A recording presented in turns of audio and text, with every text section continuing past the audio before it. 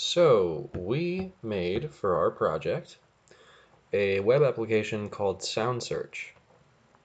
The idea behind this was that in the film and video game industry, they need to create sound effects for all of the, you know, robots and magic spells and whatever is going on in the movie or game. And the way they do this is by taking a bunch of recordings of stuff they record out in the world and then layer them on top of each other. And often there's like 10 different audio files just for one sound effect.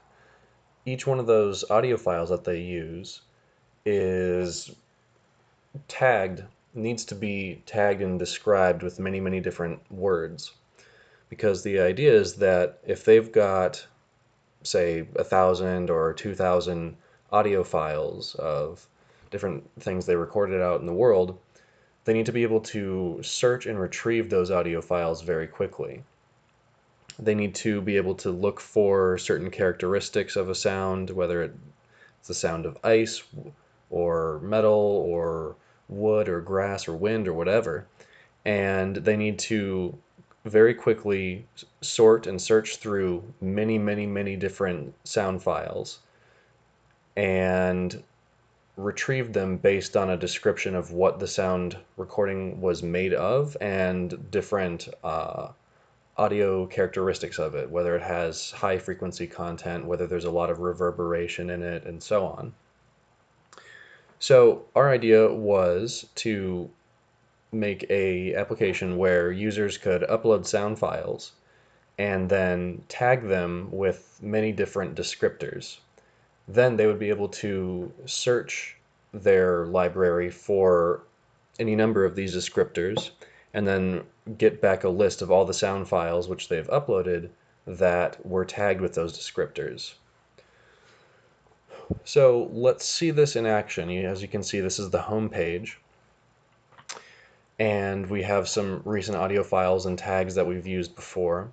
But let's go ahead and upload some audio file. Here's an example. We have the sound of drills and wrenches and tools, grinders, different machine shop tools that people would use. And so maybe they could use this to make robot sound effects. So let's upload this. And when we tag it, we're going to put in drill, robot, air, because it's a recording of compressed air, and machine. So then as that goes through, we can search through the audio files that we have. Now, there's a large list that we put up initially that was the recordings of different sort of steampunk sound effects. So that's what the library mostly consists of at this point. Now, a lot of these sound effects can be found with descriptor tags like rust or steampunk, things like that. So let's search them by tag. You can see we need to be very careful about the tags that we search, because unless the audio files have met all or any of the criteria, then we won't get back the results. So let's go and make a more general search mechanism.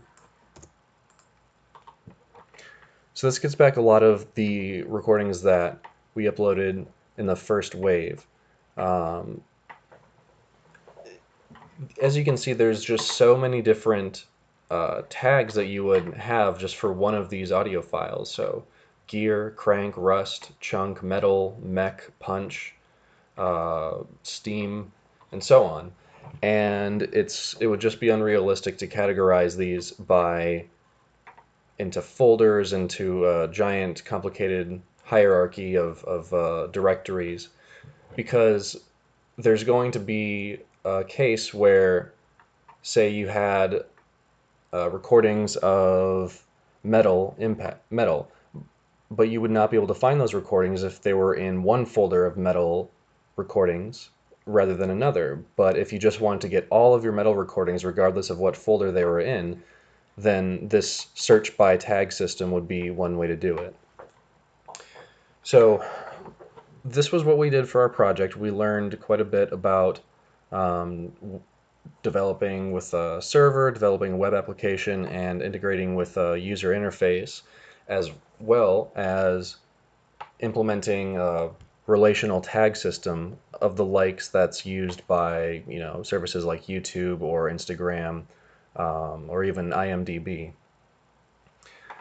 This tag system is a very flexible and powerful tool that's used in a lot of today's web services. So it was exciting for us to be able to work on our own application where we put this to use.